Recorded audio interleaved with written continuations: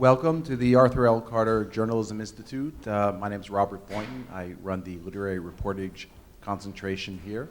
And I'm very pleased to introduce Meera Subramanian.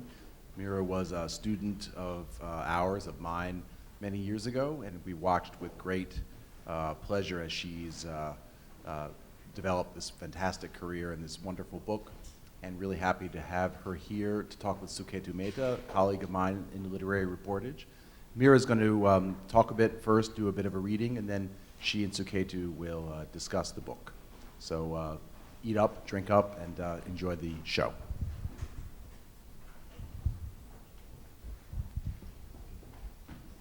Thank you, Rob. Such a great pleasure to be here. Having been there and very inspired over the years, which helped make this happen. So I'm just going to read a little bit, just a short bit from the introduction, and then we'll have a nice conversation.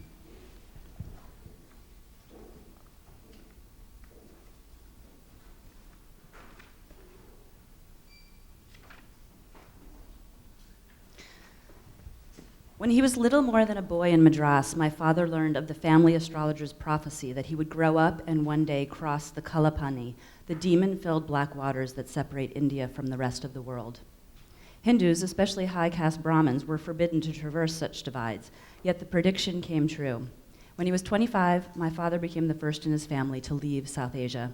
He traveled by ship for 3 weeks and a day before arriving in New York Harbor. It was 1959, and he planned to stay for 18 months in pursuit of a master's degree in engineering. 5 years later, he had acquired a PhD, to his family's delight, and also an American wife, to their distress. He was part of that first trickle of Indian immigrants that would grow into a flood, and his union with my mother was representative of what would become, a half-century later, an intimate link between cultures. Then, Asian Indian wasn't even a category on the US Census. By 2014, yoga had become a common American pastime, and a visit from the Indian Prime Minister could pack Madison Square Garden in the heart of Manhattan. After my brother and I were born, my father took all of us to Madras to meet his family. Though I was too young to remember that first visit, the arms of aunties and grandparents who cradled me surely imprinted, and I still remember exquisite details from later trips. My father's vast clan in India, to whom I was closer than to the small scattering of American relatives of European descent on my mother's side, sowed the seeds of my interest in India's natural history and her people. Their faraway influence broke through the thick crust of my otherwise insular suburban upbringing in New Jersey, malls, rock concerts, where my parents had settled to raise my brother and me. On each trip to India, I gathered impressions. There were the seeds of the mehndi plant whose leaves an aunt ground into a paste to decorate my hands for a cousin's wedding when I was 10. There were seeds that grew into limes I plucked from my uncle's front yard in Alwarpet to make fresh juice at his house when I was 13. And there were those from the neem tree whose upper branches my grandmother reached for from her balcony and used to craft me a toothbrush when I was 19. Maybe it was those seeds that planted in me a desire to leave the upwardly mobile Northeast and landed me at the end of a dirt road in Oregon by the time I was 26. So my mid-20s, during the 90s, I was basically growing my own food and milking goats and building fuel-efficient wood cook stoves out with a environmental nonprofit in rural Oregon. At that same time, India opened up its economic doors to the world after decades of being pretty insular economically, and India just bloomed. The IT boom happened, and the middle class grew incredibly large, but the numbers were a little more troubling. As India traveled on this path of progress, masses of Indian citizens are being left behind, and the lands and waters that have sustained her people for millennia are beyond compromised. Since achieving independence in 1947, India's population has tripled. While a rapidly growing middle class has gained unprecedented material comforts, only a tiny fraction of Indians can afford to shop at the glitzy air-conditioned malls springing up across the country. Today, the vast majority of Indians still struggle to meet fundamental daily needs. 6 out of 10 citizens lack access to clean water. A third live beyond the glow of the electric grid. Less than half have access to a toilet. More than 2/3 of households cook over an open fire, and the food they prepare there is inadequate. Nearly half of all children under 5 are stunted, and the rate of malnutrition currently exceeds that of sub-Saharan Africa. So this book was all about me trying to understand what I was trying to do in Oregon in terms of living sustainably, and just turning to India, where this mix of population pressure is hitting limitations of natural resources in a really fundamental way, and trying to understand how we can learn from that. Because what India is facing is arguably what everywhere is facing down the road, if not now, in terms of droughts in the West, dealing with more erratic weather patterns, changes in agricultural systems, et cetera.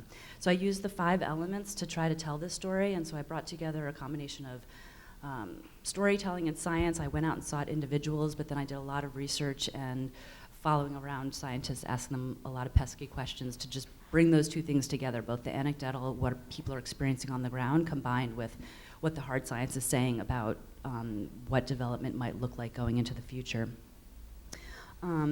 And I won't go into too much about how those 5 elements. We'll wait for that part of it, but maybe I'll just read this one last tiny section about, I went all over India with great support from different fellowships and stuff to do the reporting that was needed for this book, and so many things didn't make it into this book. And there was one thing that just kind of stayed with me, and it had nothing to do with the direct reporting, but it just wouldn't leave me. So some experiences only revealed their significance to me months or years later.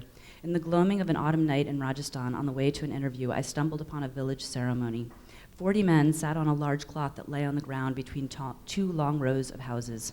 The gray relief of the Aravalli Hills towered behind them as the last of the day's light singed the sky. A man in his 30s sat before the group as an older man behind him wrapped rounds and rounds of white fabric upon his head.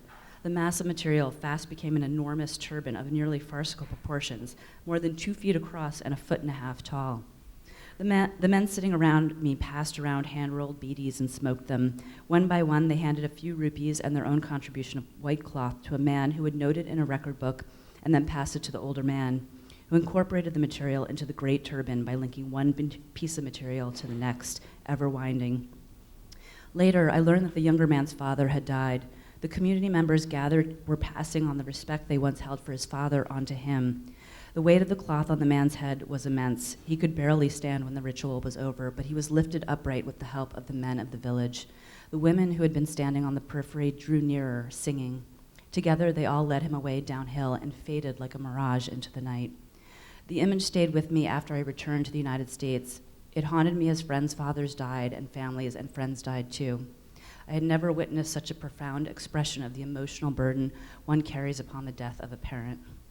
But that cumbersome cloth, so precarious, so weighty, almost comic, seemed to represent more. As I investigated stories of economic progress and of blackouts and gang rapes, the more I experienced what I imagined that man had felt under his heavy burden.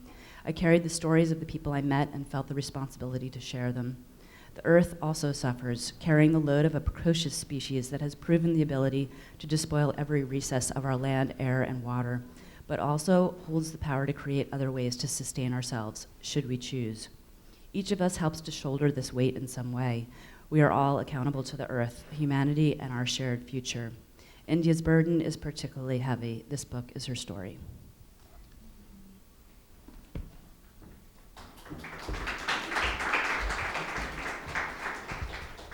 Okay, this is such a treat. When I first knew Meera in 2006, 2007, she was thinking of writing a book about falcons in Manhattan. And she would walk around the city with her head in the clouds looking for birds. So how many falcons are there in the city? At that point, I think there was about 25 pairs all over the city. Right. And so she would point out, I think she knew each of them by name. Pretty much.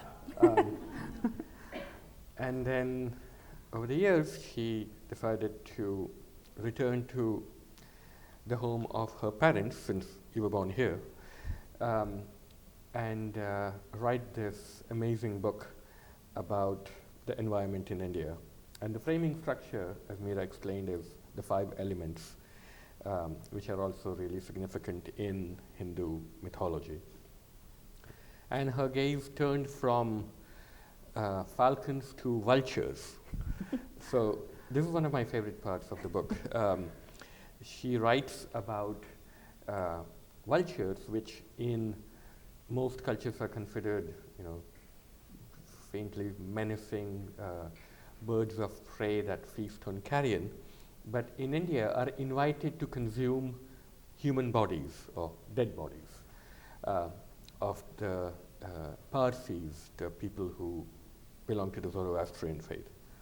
And Meera takes us into the world of the Zoroastrians and the vultures and shows us how the death of the vultures because of a particular chemical is linked to larger questions of the environment, and then somehow brings in stray dogs and the fact that in Bombay every year there are 80,000 dog bites a year, which cost $34 billion a year. So tell us about the vultures. Yeah, the vultures. This was actually the start of the book was working on a piece for a couple small magazines and then a larger piece for Virginia Quarterly Review. That I was obsessed with the falcons. It's true, and once you're in the world of bird people, one thing just leads to the next. And it was literally here at a bar on the east side where someone just said in passing, like, "Oh, there's something going on like with the vultures in India." And of course, I'm like, "Oh, India, vultures, oh, well, tell me more." And at that point, they didn't even know what was causing the decline. And it ended up being, like Suketu said, a chemical. It was a pharmaceutical drug, like ibuprofen. It's just this innocuous painkiller. Humans have taken it for decades. And then in the 90s, farmers started giving it to their livestock. And if an animal is fundamentally sick, the painkiller is effective, but then the animal still dies. And what is so unique about India is that the vultures were the main source of cleaning up these, India is very dependent on its livestock, both cows and goats and everything else, and the skinners would come and take the skin, and then the meat was always the vultures were cleaning it up. So they performed this huge service that nobody paid any attention to, and they were everywhere. And then likewise, the Parsis, for literally thousands of years, since like the Herodotus noted it in his journeys, the Parsis have laid out their dead on these towers of silence for a sky burial, just because they believe that the earth is sacred and fire is sacred, so you would never sully it with as one of the Parsis, you wouldn't sully the waters with a dead body. It's a polluting substance. And so they've done this for thousands of years, and then the vultures were just gone. It was like a 97 to 99% decline in 10 years. So there have been lots of books written about the environment in India, but none which occupies this space, which is a work of narrative journalism. So Meera is not a scientist. She is a journalist who's keenly interested in science. And when we think about these environmental stories, most of them are really sort of bad news stories. They're a bummer. We want to just get beyond them and get on to reading about the Kardashians. But you've managed to bring all of this to life in this really vibrant way because of, and you've used all the tricks of a narrative journalist, describing the people, character, gorgeous descriptions of the landscape, and also food. I frequently felt hungry while reading this book. Excellent. My task has been accomplished. There's a great chapter Meera has about cooking stoves. So in most of India, people cook their food burning coal or biomass on these clay stoves, which is probably the leading contributor to air pollution in the country. So you've got this chapter in which you go and look at good intentioned efforts to create a new kind of cooking stove. And there are all these do-gooders who've tried to replace the traditional coal burning stove with something more high-tech or even low-tech, but that uses something else. And you take us into this world, and after many descriptions of delicious food being cooked on this stove, you show us why it's not going to work. Tell us more. Yeah. In terms of the style of the writing, this is like NYU trained me well in terms of bringing that together. And the trick, it was very interesting pursuing that cook stove story because the place that I lived in, Oregon, was developing. I mean, they actually were the place that created one of the main conceptual designs that are used and replicated in many forms all over the world, this like rocket stove that's highly efficient because you have an air intake like this and you use small bits of wood and you have the chimney be yay tall, and you can make it in a factory and it's pretty cheap and it goes out and it's portable and all these good things. So I was actually, I was a huge supporter of rocket stoves. I still am. I have cooked on them. I love them. But what I found when I went out into the world is that they just didn't seem to fit the shape of people's lives. Like one stove had this air intake, so that makes the fuel burn better, so there's less smoke, and that's great, except all the women in this entire village just were convinced that's where the scorpions and snakes were going to live, and they just plugged that hole up just as soon as they possibly could.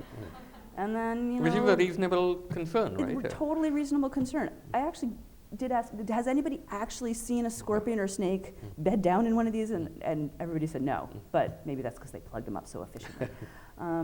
And then, again, like what you're talking about, the food, it's just, we all love our food cooked just right, Don't like make your burger on the stovetop. You want it on a grill. There are taste things that we just associate, and the efficiency of making that chimney higher, so all the combustion, all the particulates burn up and it's nice and clean, meant that the bread wasn't getting singed the right way that they liked, and they just doesn't have that nice char on it. Doesn't have that nice char on it, so it just wasn't fitting. And then also, like, the small bits of wood, that means that some woman has to sit there and either chop up small bits of wood or feed it. And women are just like, I'd rather stick in a big log, and I got other things to do when it really comes down to it. And so all of those things, and some of these stove programs are working, but I just didn't find any that were working on any large scale. It would be like 5,000 stoves here or 20,000 stoves here, and even when I looked harder at those numbers by going into home after home after home, was like,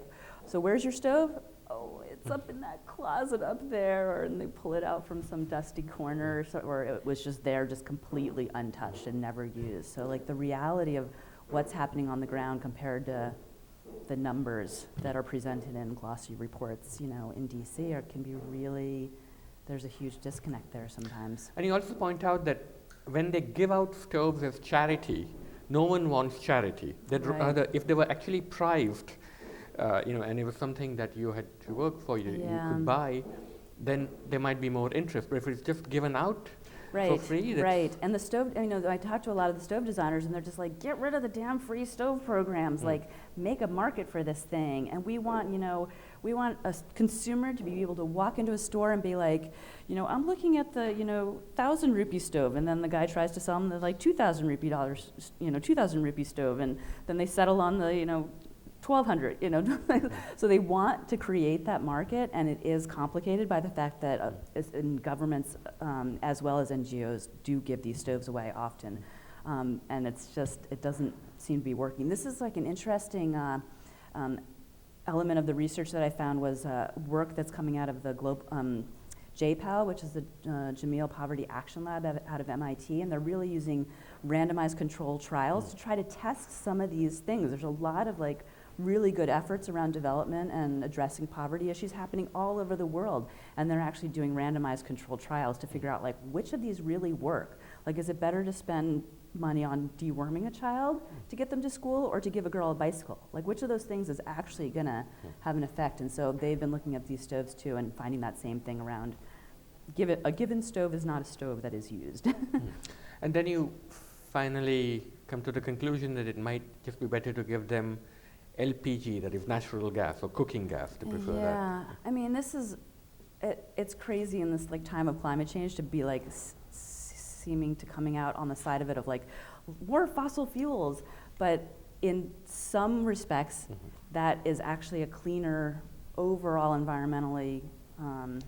The impact could be less than the cook stoves. I mean, when you talked about the numbers for the deaths from the inhalation of the smoke from these stoves is 4 million worldwide, which is more than malaria and tuberculosis and HIV/AIDS combined. So we're talking about huge numbers happening on a daily basis everywhere. And then the climate change component is also huge. All that particulate stuff, like over South Asia is the cloud. It's like 2 miles thick. I traveled for months in India before I saw blue skies. There was one day in Rajasthan I looked up like, oh my God, there's blue. Like it's like the air pollution has gotten really, really bad, and these cook stoves are a huge part of that.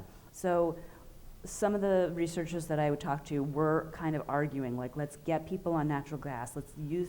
Let's find a way to get them these fuels that are what we use in the developed world. We're not using rocket stoves and chopping up bits of wood into small, like, we can't expect people who are poor to take on these things that we would never take on ourselves. So there was that argument. I did meet people who were paying as much for, they weren't collecting their wood, they were paying for wood, and they were paying as much as their neighbor who was using natural gas, but they just couldn't afford the stove up front. But the thing that I became most hopeful about, and I'm not a policymaker or renewable energy entrepreneur, but the idea of getting, that quarter of the population that doesn't have electricity at all, if microgrids could be implemented on a wide scale with renewable energy as the source, then there's the potential to get them like an induction stove that is a very simple hot burner, very efficient, more efficient than electric, more efficient than gas, and also get them electricity at the same time. It won't toast the bread just right, it's true, but maybe some of these whole idea of leapfrogging technologies and maybe letting go of some of the like dearly held development approaches is just something that probably should be looked at a little closer. Yeah, that's one of the things that I really like about your book, that you get into this complexity and you don't give us any easy solutions. There are no easy solutions. There are no easy solutions. India is an environmental disaster. It'll soon be the world's biggest country, so biologically we will have triumphed. Yes, 7 years. 7 years, and it outpaces China. It's Right. the new numbers from the UN. But it's a country in which half of all Indian kids are malnourished. 90% of all Indian adolescent girls, as you point out, are anemic. You've got this riveting chapter on the Green Revolution, which is, again, a story of good intentions gone wrong. Arguably, the Green Revolution, which was started in the 1960s, is the reason we don't have massive famines. But it also led to things like pesticide overuse, and it tied farmers to expensive genetically modified crops. So you say there's 80,000 Indians a year die of pesticides, and since 1995 there have been 250,000 farmer suicides. Now, I've read other figures that say there might be as many as 100,000 a year. Yeah, the numbers are difficult.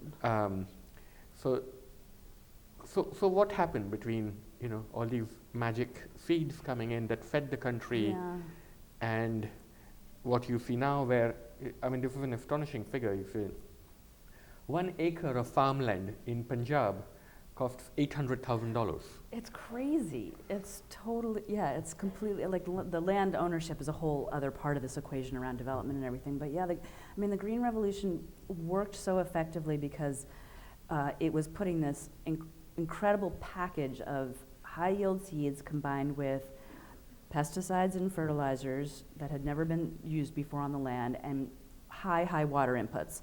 So all those things mean that you have like, woohoo, bumper crop in the 60s and 70s was heyday. It was amazing. Everything just grew really well, and India became food independent, and that was what they were striving for, and it was a really positive thing. There were not famines, but that system works for a while, and then it plateaus out, and then biology is just like, there's nothing you can do to make the trees stop turning right now. Like, biology is a very strong force, and so insecticides might work on one targeted insect, but then it just makes room for other things that come in. So you might kill the boll weevil that's getting the cotton, but then all the sucking pests like the aphids just go gangbusters. And so it's this kind of endless wheel of trying to catch up. And what they've found is that all of this application of all this stuff, water depletion is one huge part of the equation. So it works when there's tons of water, but now they're finding that the water table is just in free fall under Punjab. And they're talking about not having potable water in like 10, 15 years. Like, really, it's not a long-term system at all. And then the soil is like this amazing substance on Earth. It's a huge carbon storage. You know, we talk about plant the trees and stuff, but it's the ocean first is sucking up a lot of carbon, and then it's the soil. But if you're putting all these chemicals on the soil becomes a dead medium. And I actually was just in Oklahoma last weekend for the Society of Environmental Journalists conference there, and they are talking about the exact same things that the farmers that I met in India were talking about.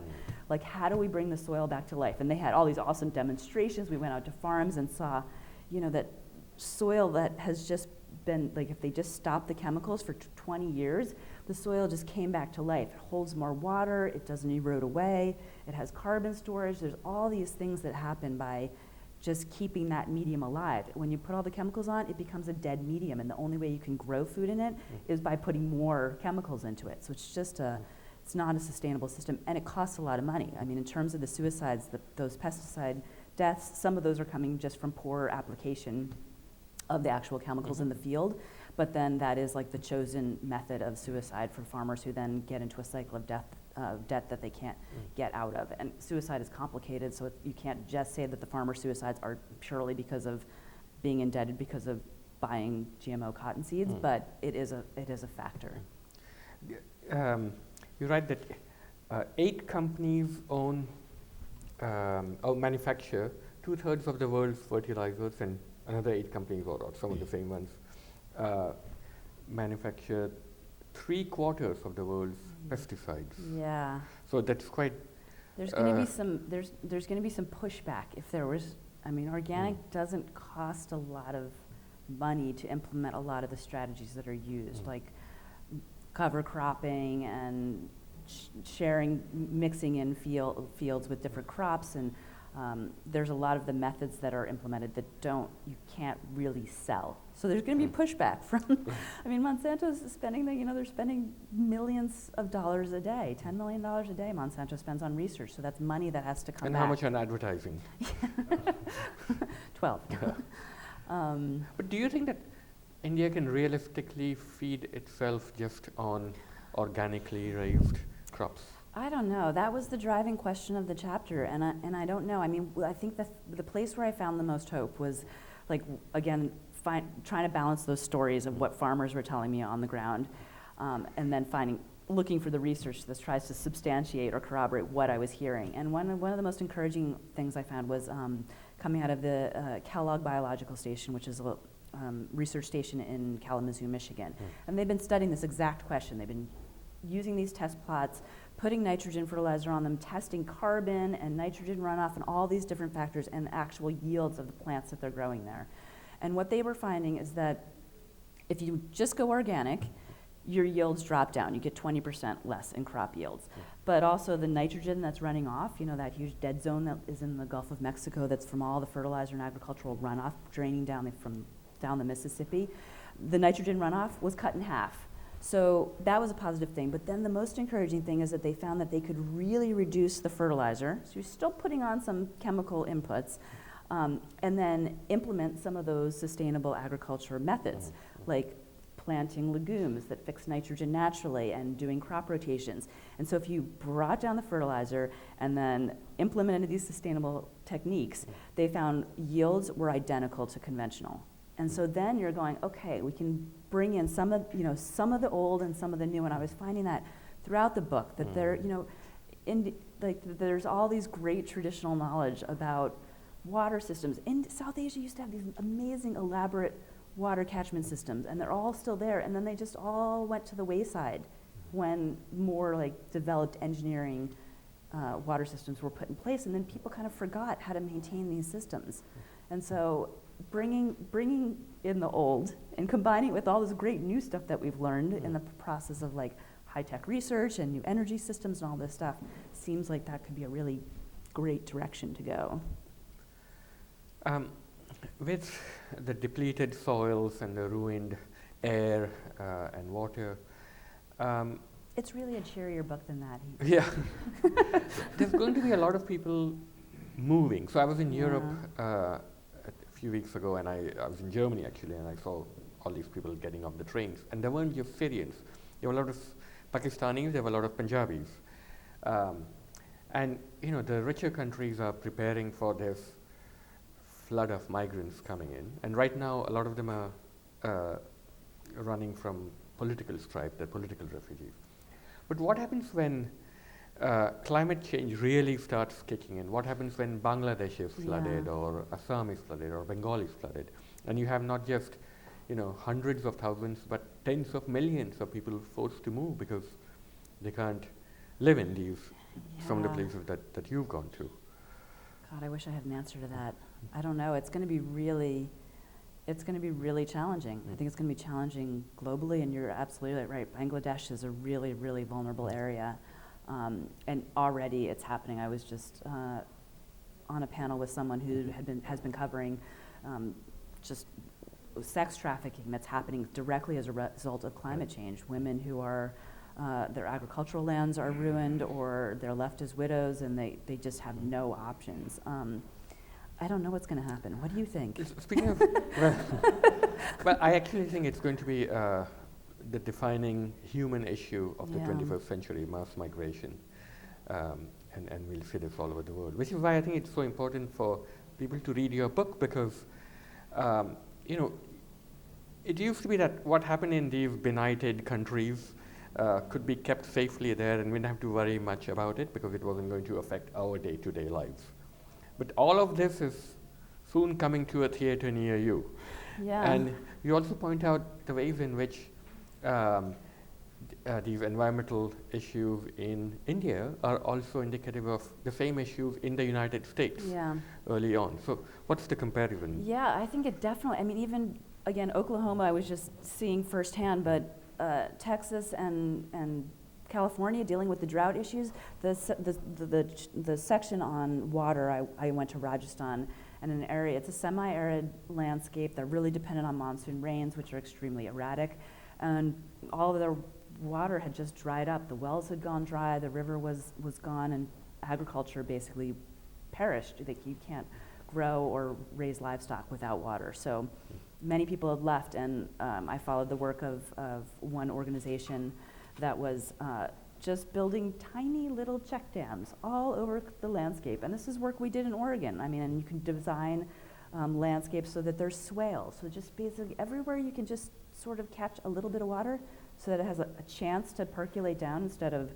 just pouring rains, deluge, erosion, and then the water just runs away. And how do you just make it stop just a little bit? But what they were doing in Rajasthan brought the water table back in that area, and wells that had been dry for decades just came back to life. And so then I asked, like, how would that look like in Texas? What would that look like in California? I mean, in California, they're just changing laws because the water laws in the West are so antiquated from when it was settled that you're not even allowed to catch your own water. It's illegal. And actually, when they started doing the work in Rajasthan, it was illegal there too. It had become like a communal government resource. You're not allowed to touch it. So here, in a place where historically there were, like, the kings would help the people take care of all of these small scale water systems, that all fell apart, between the British era, and the whole system had fallen apart. And it was, there was direct parallels with what I was seeing in Rajasthan with what could be implemented in places like the West. And so also the old world might have something to teach the new. Definitely. Definitely. But can we get royalties for it? We'll work on it. How long did it take you to write this book? I started the Vulture piece in terms of, like, when I heard that little whispering in the East Village bar was probably in 2005. So I'd been thinking and working on vultures actively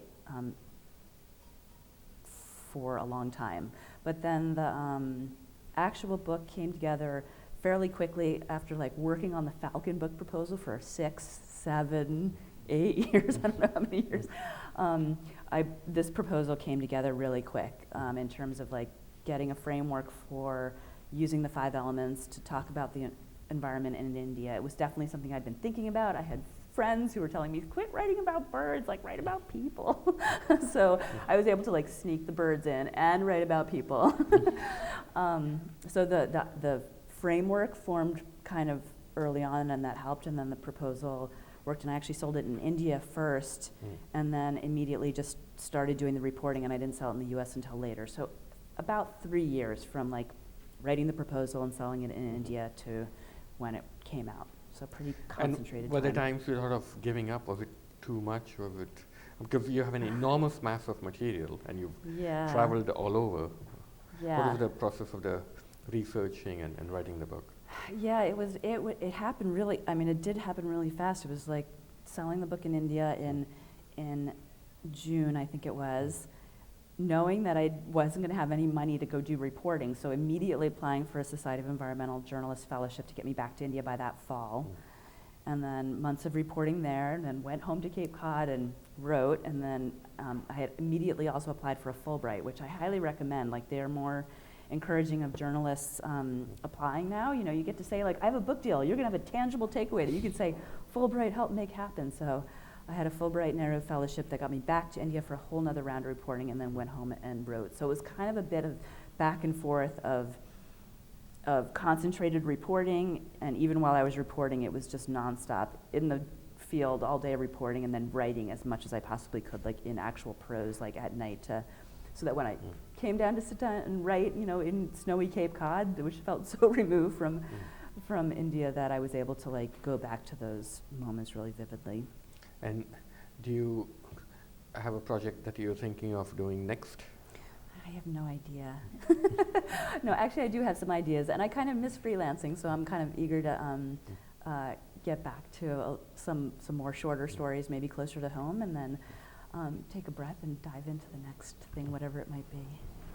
So, I'm going to read out a paragraph where which I found really beautiful and hopeful, as Meera points out. This is not just a bummer of a book.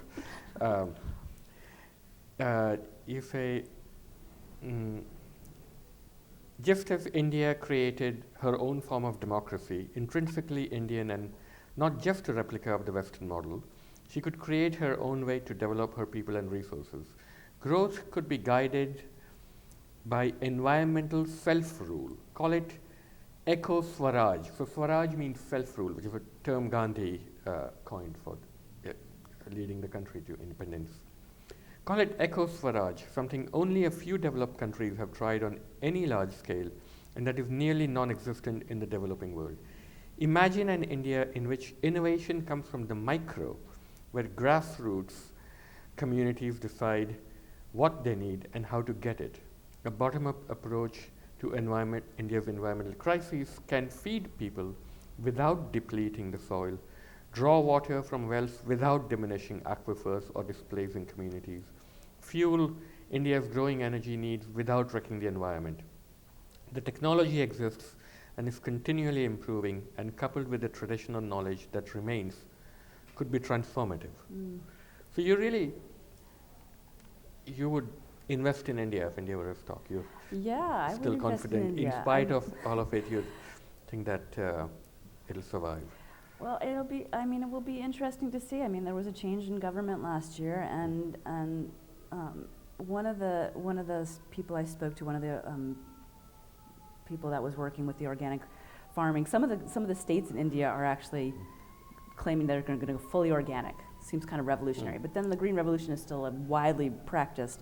So I'm like, what gives, you know? And he said, oh, they want to ride in two boats at the same time. They want to ride in two boats at the same time. This is what the government of India is doing. And Prime Minister Modi seems to be wanting to ride in two boats at the same time. He's talking a lot about renewable energies and smart cities, but he's also talking about major coal plant development, and he's pushing forward an interlinking rivers project, which would be the hugest engineering feat on the face of the earth. That would just move water from one place to the other. Again, biology finds a way. I just wonder how this would really work. Huge question. So India has the opportunity now to do something that could be transformative, but it's going to be really, I think India, pressure needs to be put on the government that that's what Indians want, if they want that. I'm not Indian, so I can't say. Well, you're part Indian. We're all part Indian. Indian. I do have an overseas citizenship. That's right. Okay, we'll take some questions now. Yeah. Anyone have any questions for Meera? Yes. So when you were writing this book, how did you pick which regions of India to go and find out about? Is there any like methodology you chose, or was it just? or was it just kind of looking at whoever would talk to you, or what was the process, I guess? When I was researching for the proposal, when I was researching different possibilities, I came up with this. I had this Google map, and every single idea I had, I would just drop into a Google map, and I really was trying to find. I wanted to cover the breadth of the country, so I was looking for stories like that I could be in different places and get different feel. And some of the stories, while most of them tend to concentrate in one area, it's not like that for all of them. Like Cook Stoves, I went to several different states, and the Vultures took me to multiple parts of the country as well. And so I was trying to get diversity both in terms of the stories and what they reflected throughout. And that was just a lot of research heading in many different directions, asking all my friends in India, like, what do you, like, who's doing stuff with interesting stuff with water? And then just winnowing out what was feasible and what was accessible and that kind of thing. Yes. Thank you. You know, as you pointed out, India is sort of at a crossroads right now, right? In terms of its clean energy economy, it's facing huge opportunities, but at the same time, the Modi government seems to be pushing for more coal. Right. Are those conversations actually happening in India? Did you find that people are discussing the fact that, you know, there are two paths right now, and, you know, which path you go down right now could make a huge impact down the line for not just the country, but the entire planet? Yeah, there definitely is discussion around it. It's there is the ongoing question, which is basically what Modi is promoting. Like, India has so many development lags that we have to just blaze forward and do everything we can to get these resources to people. And I just felt like yes, but you could do that in a different way than how we did. Like, I came out after, you know, you write the conclusion of the book, and all these things become apparent that you didn't even realize when you were in the process of writing it.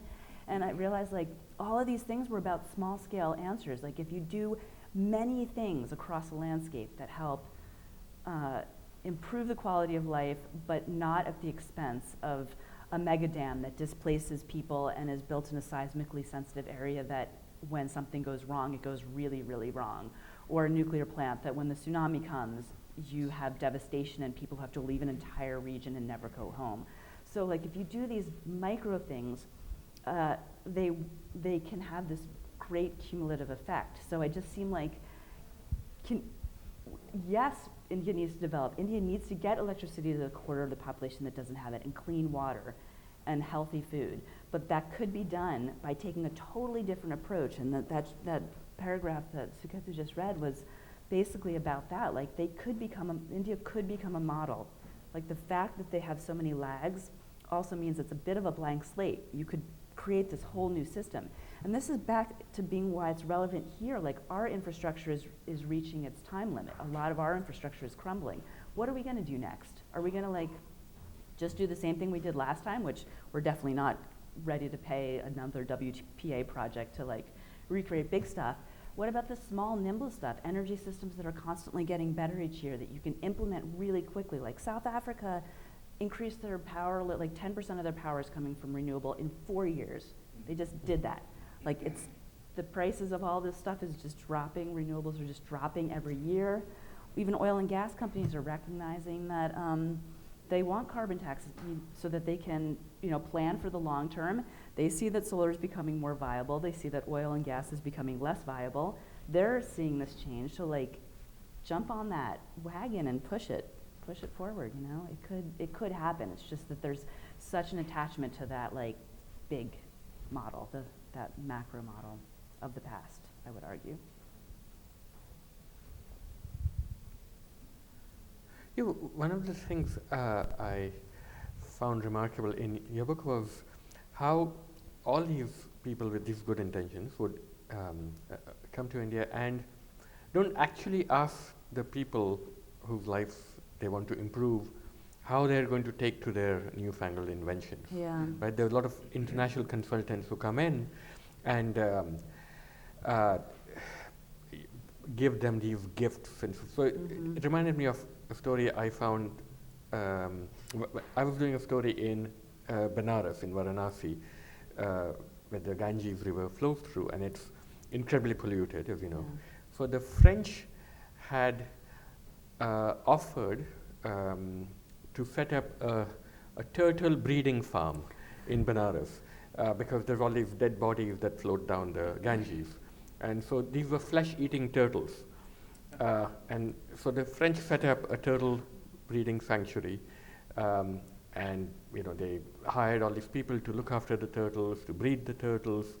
And I went to Varanasi and asked the people there, what happened to the turtles? And the people laughed and laughed. They said, we ate them before they could eat us. Because what the French didn't realize was that turtle soup is a delicacy in the villages along the Ganges. So there's now just a big hole in the ground, which the people who've been employed to breed turtles still hired, because in India, you can't fire anyone after you hire them. So it's just, we've all found multiple such stories of people who come in there and don't actually listen or can't speak the languages of people who live there. Right. So was that something you found in Yeah, it definitely was something I found there. There's a lot of, it's well-intentioned, but I just was down at the Woodrow Wilson Center in DC, and there was somebody who has renewable energy companies, and he was saying, how can we go in and blaze our path? And I'm like, go find the Indians who are working on this stuff already and ask them what they need and how you can help. Like all of these efforts are happening within India, and they all have limited resources. Like the biggest, the BNHS is the Bombay Natural History Society. It's over 100 years old. It's the biggest conservation organization in India. It has maybe 5,000 members, in a country of 1.2 billion people. So there's not a huge movement there in terms of pushing some of these things. But there are people everywhere that are working on projects. They're trying to ban plastic bags in one city and, get water catchment systems set up in another city. So all these efforts are happening, and it just with any of these things, like take the skills and the know-how that we get from Western education and having the liberty to be able to explore a lot of these things, but then find the people who care about them and know their place to help figure out how best to implement them. Are the middle classes in the cities, they can't gate themselves off from polluted air that's going to give their kids asthma, or we give them lung cancer. Right. So do you find that among the middle classes there's more environmental consciousness now? I've seen examples of it. I haven't seen like widespread action, hitting the streets, 300,000 people, climate change marches or anything, but there definitely is a movement in that direction. It would be like, hopefully that will keep coming. All you Indians, but hopefully it's coming, because you're right. You can only sequester yourself so much from these shared natural resources, and that is something that has pushed the bar in other places in terms of enacting laws and implementing, creating the market too. There is a growing organic market. A lot of the farmers I met were pretty poor, pretty subsistence farming, and they were transitioning to organic and keeping it for their own families. But then I met a couple Western educated. One had been a pilot, one had been an engineer, and they, went back to the land in the same way that a lot of the upper Hudson Valley farmers are doing it. And some of them were selling to 5-star restaurants. It was all about like primo local ingredients, and so there's many reasons that people are going towards these things, and I think that's good. There's a market for it that's there, and it's growing.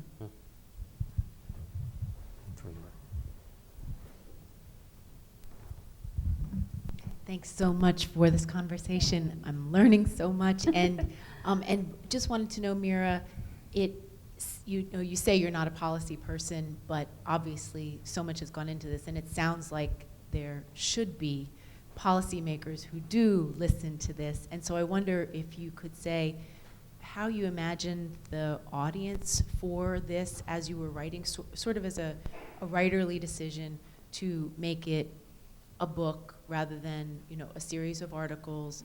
What did you imagine would have more impact? Obviously it was sold in India, so a publisher in India thought this can impact Indian audience somehow. Right. But how were you imagining that or adjudicating that?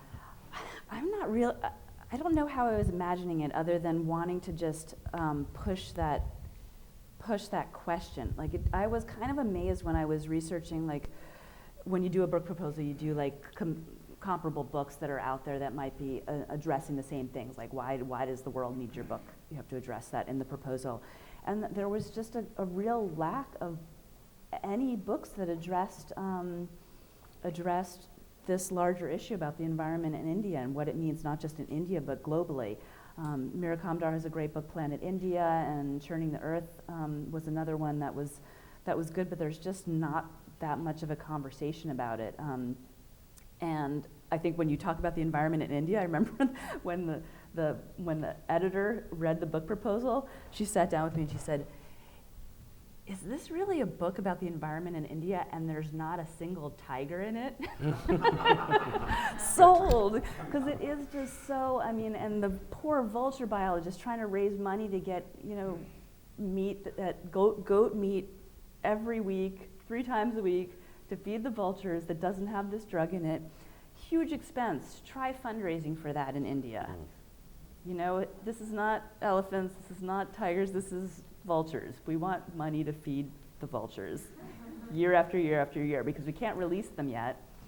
So I think so on the policy level, I'm really curious, because the book will come out in India, I think next month, and I'll be going to India in January to talk about it there like I'm doing right now here, and I'm very, very curious to see what kind of reaction I get. It'll be interesting.